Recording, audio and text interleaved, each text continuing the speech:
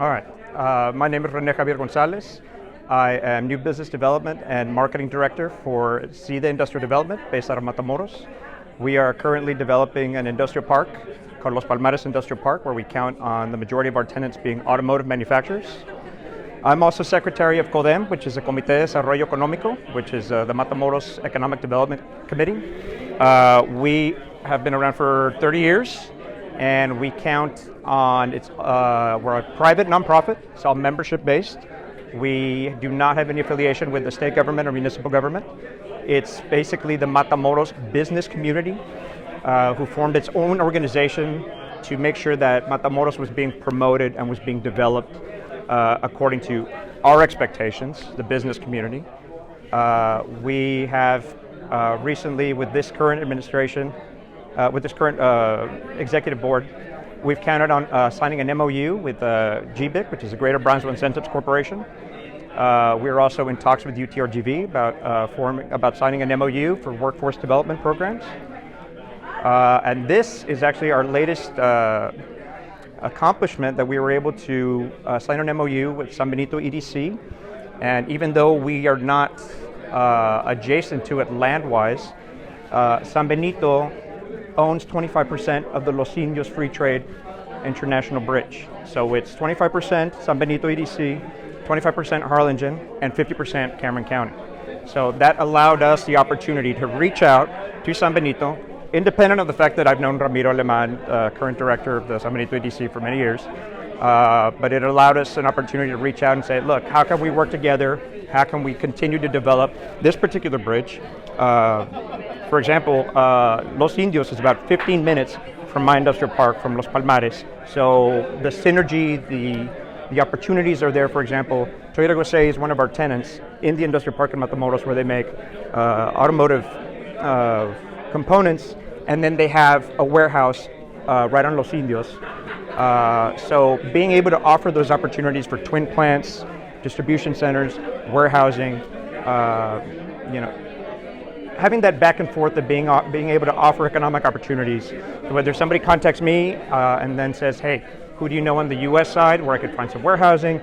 Contact Ramiro Aleman in San Benito, it's a win for them.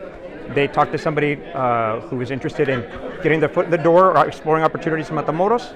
Ramiro would be able to forward that prospect to me, and we'd be able to have that conversation. So it's a win-win for the region, for the community, and it's just about exploring new opportunities.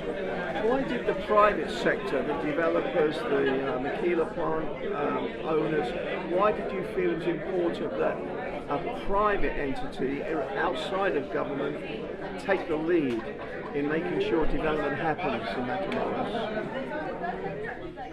Diplomatically, I'm going to be as diplomatic as possible, and I can't get in the mindset of the founders. My father was one of the original founders of CODEM, but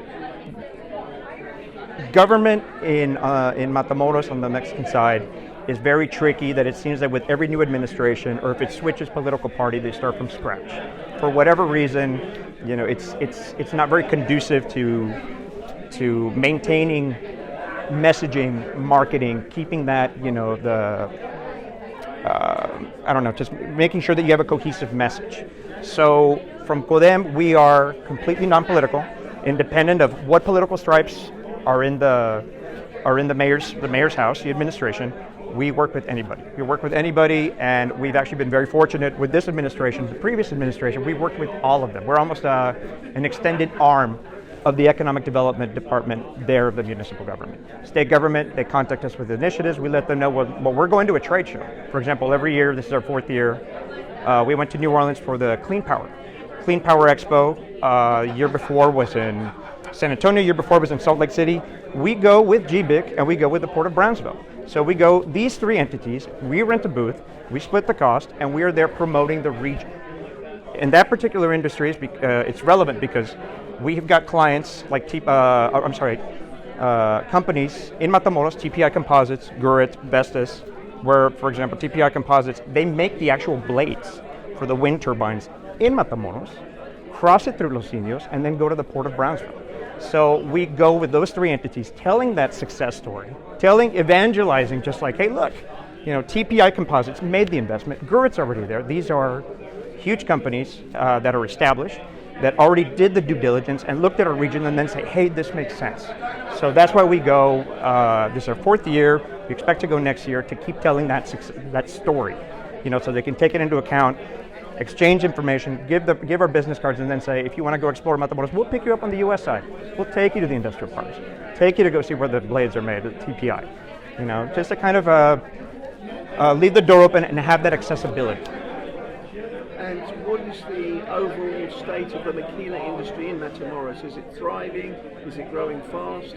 How are things going there?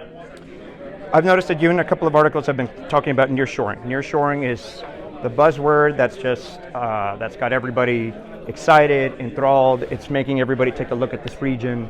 The proximity to market was always a key selling point for this region, now even more than ever.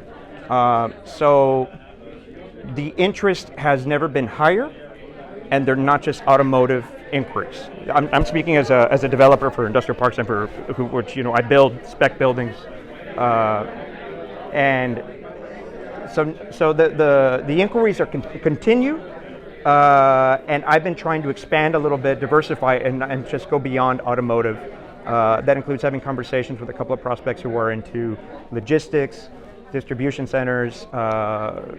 And so we are constantly trying to work with the Tamaulipas state government to make sure that, as David Garcia, our president of CODEM, mentioned earlier, that we need to make sure that Tamaulipas is positioned properly.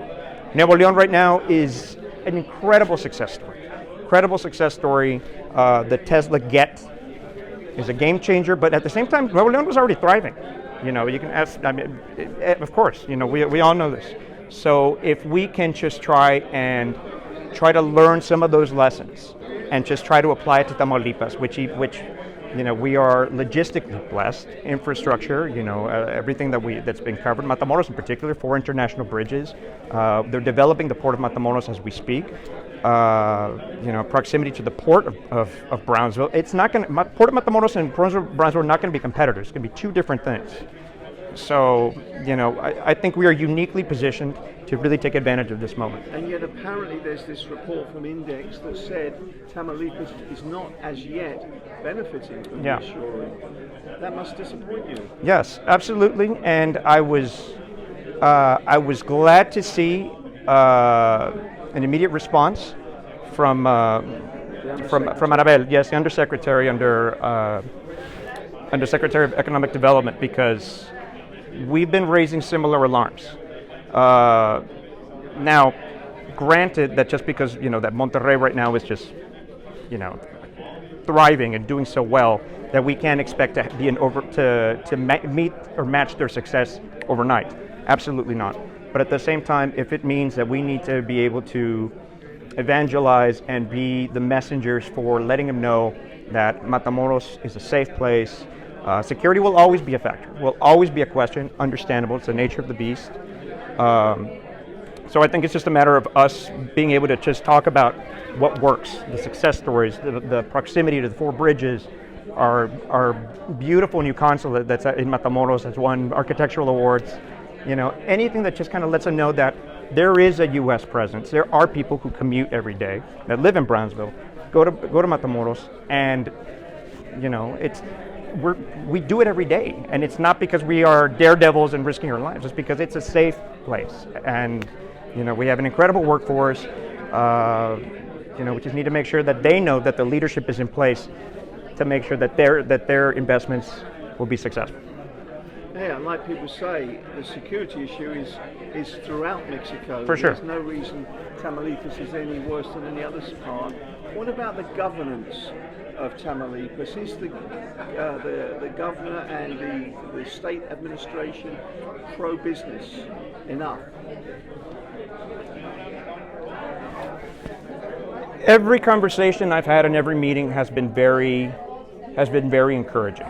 Very encouraging, and if anything, there's a couple of situations, infrastructure-wise, that could have been avoided. And I'm talking about, initially there were some issues with power.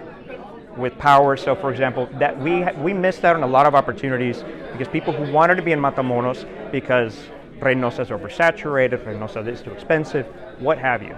But they looked at Matamoros and then they saw that their power requirements for their particular projects, we couldn't guarantee it. And that's not Matamoros' fault, that's not the state government's fault, that's a national situation with this FAE. So these are situations that at this stage, I feel that we shouldn't have to reassure people that should have already been in place. But it's a new obstacle. We need to make sure that we're working with state government and national government to let them know that when we tell the prospect that we can guarantee that they're going to be able to have power for their 200,000 square foot facility that's going to be producing X widget, whatever, but that's not going to be an issue, because without that, the economic development engine stops. That's it. There's no conversation, and I've been very maybe a little too blunt with them to let them know that there's no photo ops, there's nothing, there's no ribbon cutting, there will be nothing if we don't resolve that situation. Because again, the security is a constant. That's always going to be a question. But the power, like you say, the power, it was also a national issue. Yeah. René, those are all the questions I had. Have I missed anything else you want to add about the work you do? And if you can't think of anything now, I'm happy to meet up again. One thing I'm just going to say is that I'm noticing from being, I live in Brownsville and I've worked in Matamoros for 17 years now. I consider myself very much a citizen of the Rio Grande Valley, of South Texas and of Northeast Mexico. And I understand the nature, the competitive nature between the cities and the EDCs, and that's great. Competition is great. But that doesn't mean that we shouldn't look at the successes of our neighbors. For example, the synergy between McAllen and Reynosa is something to be imitated, to be looked at. Let's take what works. And that's something that I'm hoping that, we're in the process of doing so, of trying to replicate that kind of synergy and success with Brownsville, with San Benito. I expect to be having conversations with Harlingen EDC, with their new executive director, Mr. Campos. So Matamoros is there, and it just so happens that we're fortunate enough to be able to have these opportunities to explore with these sister cities of ours on the U.S. side. And honestly, I don't see any other way but just to go through, make that progress, make those connections, and then see what can be mutually beneficial for both cities, for both entities, for the region. It's a win-win. Well, thank you so much for this interview. We've learned a lot. I really appreciate your time. Thank you. Appreciate it.